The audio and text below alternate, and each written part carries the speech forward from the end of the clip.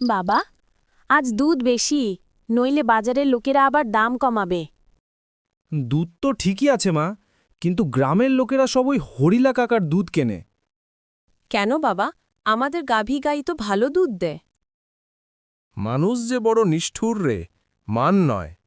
যার বড় টাকা তার কথাই সঠিক। চলো মা, কিছু খেয়ে শুয়ে পড়ি।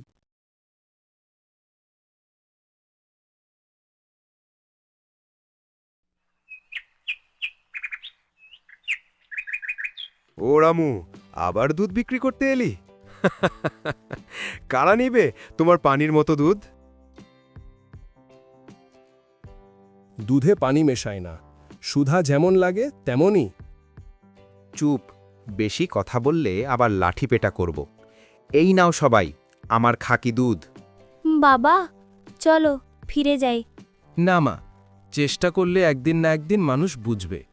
গৌরী ঘরের বাইরে দাঁড়িয়ে আকাশের দিকে তাকিয়ে দেবতার কাছে প্রার্থনা করে।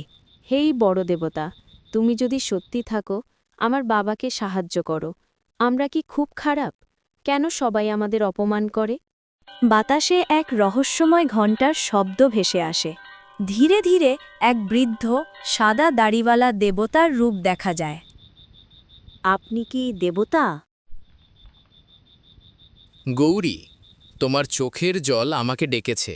হ্যাঁ, তুমি যা সহ্য করছো তা অন্যায়, কিন্তু মনে রেখো, ধৈর্যই সবচেয়ে বড় শক্তি। হে দেবতা, আমাদের দুঃখ কষ্ট দূর করো। তোমাদের গাভী গাইতু আজ থেকে আমার আশীর্বাদে দুধ দেবে, কিন্তু সতর্ক থাকো, অহংকার করলে আশীর্বাদ হারাবে। এই বলে দেবতা ধীরে ধীরে আকাশে মিলিয়ে যান।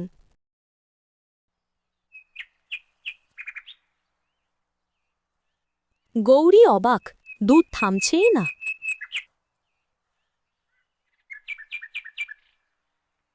এ কেমন দুধ মা? এত ঘন, যেন মাখন। লোকেরা রামুর দুধ দেখে বিস্মিত। এটা তো অমৃতের মতো দুধ। এই দুধই নেব, দাম দ্বিগুণ দিলেব। হরিলার মুখ রাগে বিস্মিত হয়ে যায়। না, এটা হতে পারে না। কোন জাদু? হরিলাল চুপি চুপি রামুর গোয়ালে ঢোকে।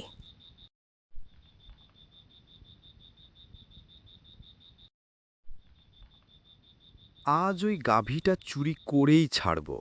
হঠাৎ দেবতার বজ্রধ্বনি। থামো হরিলা। হরিলা ভয় পেয়ে যায়।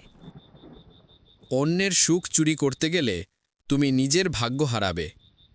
হরিলা নিজের ভুল বুঝতে পেরে দুঃখী মনে চলে যায়। পরদিন সকালে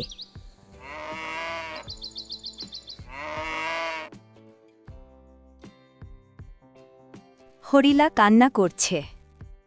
রামু, আমি ভুল করেছি, আমায় মাফ করো। মানুষ ভুল করতেই পারে, আমি তোমাকে মাফ করলাম। কিন্তু আর কাউকে কষ্ট দিও না।